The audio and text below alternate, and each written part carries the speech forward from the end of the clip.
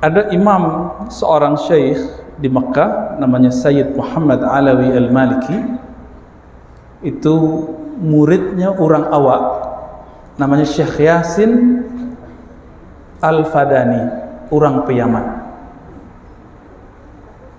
Syekh Yasin Al-Fadani itulah guru-gurunya Buya Hanan di Al-Azhar. Syekh Ali Jum'ah, walaupun dalam politik mungkin ada sedikit perbedaan ya kawan-kawan. Buya Burhan Erlintau itu sama berguru ke situ. Itu Syekh Ali Jum'ah, Syekh Abdul Ba'is Katani yang Alexandria, itu semuanya yaftakhirun bisana di Syekh Yasin. Mereka berbangga, bersyukur menjadi murid Syekh Yasin Al-Fadani, walaupun cuma ketemu beberapa kali di musim haji dan umroh. Jadi beda orang awak khususnya orang Minang, pergi haji, pergi umroh ya cukup ibadah saja. Tapi kalau orang Betawi, orang Lombok, orang Madura, orang Jawa, orang Palembang, kebanyakan Kalimantan, itu kalau ke Mekah nyari Syekh Yasin. Orang dari Maroko, dari Mesir, Aljazair, Hadramaut, terus Suriah, dari India, dari bahkan Afrika Selatan, kalau datang ke Mekah nyari Syekh Yasin. Kami punya guru, salah satu syekh sudah senior tinggal di Jakarta, tapi tamatan Madrasah Tarbiyah Pasya, Abuya Syafrin. Kami mudabbaj, inyo ambil kaji kawa, awak ambil kaji kenyo, sama-sama ambil kaji mudabbaj. Tapi umurnya lah senior, 80-an, 86 kali ke. Tinggal di Serengseng, Jawa Barat, Jakarta Barat.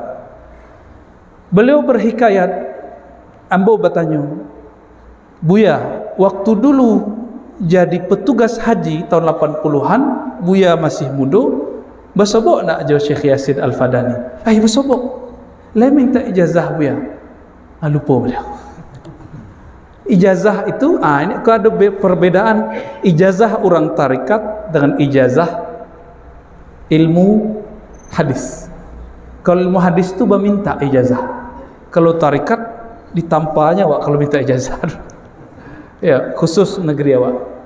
Kalau pengen jadi mursyid, ditendangnya ada surau itu. Tapi kalau ijazah hadis itu diminta, kaji itu meminta. Apa arti ijazah? Izin untuk mengajarkan hadis atau memperoleh hadis. Batulis tu. Di mana kami faham kalau Syekh Yasin Al-Fadani itu orang hebat, talambe baru tahu 2006 ketika kami mengaji kepada orang Suria, Syekh Hasan itu murid Syekh Yasin. Basobok pula orang India hafal Sahih Bukhari.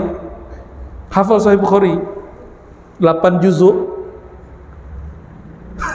Kira-kira dabur.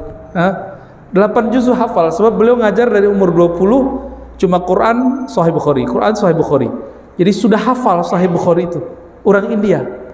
Tinggal di kota Hyderabad, namanya Syarif Muhammad Khaja. Beliau mengatakan, saya punya guru, guruku itu berguru kepada orang yang di atasku itu berguru ke Syekh Yasin. Berarti udah generasi ketiga. Itu Syekh Khaja. Di situ kami bertanya, "Man huwa Syekh Yasin?" Bertanyalah kami ke kawan orang Betawi, siapa Syekh Yasin itu? Waktu itu kemudian dijelaskan oleh Syekh Badi Sayyid Al-Laham. Beliau kini jadi ulama pengganti Syekh Nuruddin Atir di Suriah. Apa kata beliau? Min baladikum. Itu Syekh Yasin itu orang kampung kalian. Itu tepan awak. Kampung di mana? Kiranya Pariaman. Kayu tanam Pariaman. Antum udah ke sono, Ustaz? Belum? Ane mau ke sono hari Rabu, ya. Jadi insyaallah kami hari Rabu datang ke pesantren ringan-ringan, berkunjung, nanti mau lihat kayu tanam tuh kayak gimana. Insyaallah, pengen tahu. Jadi baru sadar 2006 Lata Lambe. Kini 2021. 21. Jadi semenjak 2006 sampai 2021 kami memburu silsilah dan ijazah hadis dari murid-murid Syekh Yasin, kawan-kawan Syekh Yasin. Alhamdulillah banyak nama sebab guru orang Yaman namanya Syekh Muhammad Abdul Rabb An-Nazari, tinggal di Dubai. Itu beliau ahli hadis, ahli fikih, ya, tamat Madinah dan Mekah. Apa kata beliau? Syekhi Syekh Yasin Al-Fadani, guruku Syekh Yasin orang Padang. Teparangah, Wak.